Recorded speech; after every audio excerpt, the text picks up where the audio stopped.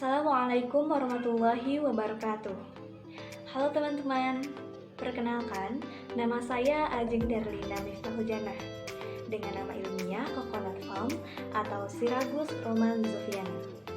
Saya berasal dari kelas 2A dari kelompok 2 Aresa Seai.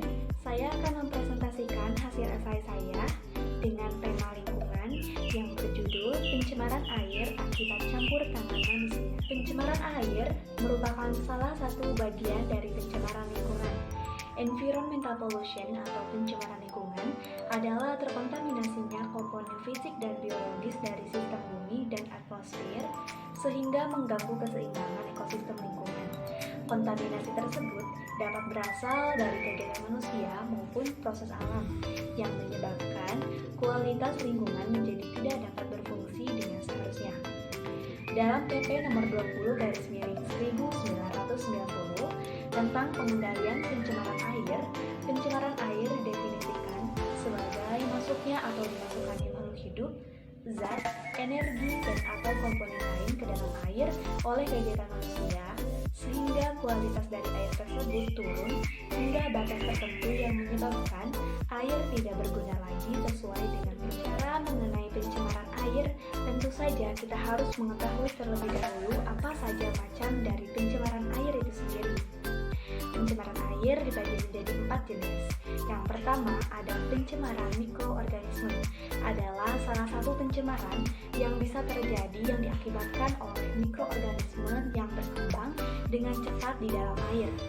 Kemudian yang kedua ada pencemaran anorganik nutrisi tanaman, yaitu pupuk yang larut ke dalam air akan sangat berbahaya bagi kemurnian air itu sendiri dan akan membuat air menjadi terkontaminasi oleh berbagai zat kimia berbahaya yang berasal dari pupuk tanaman. Oleh karena itu, cara mengatasinya yaitu dengan mengganti pupuk tanaman dengan pupuk organik. Yang ketiga ada pencemaran bahan kimia anorganik. Pencemaran bahan kimia anorganik terjadi diakibatkan oleh berbagai jenis bahan kimia yang digunakan oleh manusia. Kemudian, jenis pencemaran air yang terakhir adalah pencemaran bahan kimia organik. Bahan kimia organik yang dimaksud adalah seperti pestisida, deterjen bersih, minyak, dan plastik. Hasil penelitian menunjukkan bahwa lebih dari 14.000 jiwa meninggal dunia setiap harinya yang disebabkan oleh penyakit yang ditimbulkan oleh pencemaran air. Apa sih penyebab pencemaran air itu? Penyebab pencemaran air yang paling utama adalah diakibatkan oleh campur tangan manusia yang tidak bertanggung jawab. Seperti yang pertama, pemanasan global yang diakibatkan oleh meningkatnya emisi gas kendaraan bermotor yang merupakan salah satu penyebab terjadinya pencemaran air. Yang kedua ada pengundulan hutan.